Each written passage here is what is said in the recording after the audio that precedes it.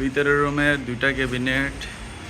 এখানে এটা হচ্ছে ক্যাবিনেট থাকবে, এখানে এটার গ্যাপ থাকবে, ঢোকার গ্যাপ 1 ফিট করে, পুরোটা থাকবে।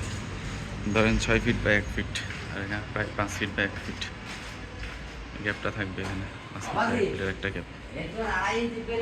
আর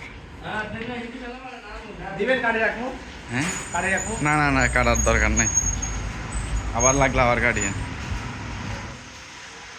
আর এই এই গ্যাপটা হচ্ছে আপনার 1.5 ফিট বাই 2 ফিট একটা গ্যাপ থাকবে। এখানে ইজিলি মানুষ ঢুকতে পারবে, ওগুলোতেও ঢুকতে পারবে।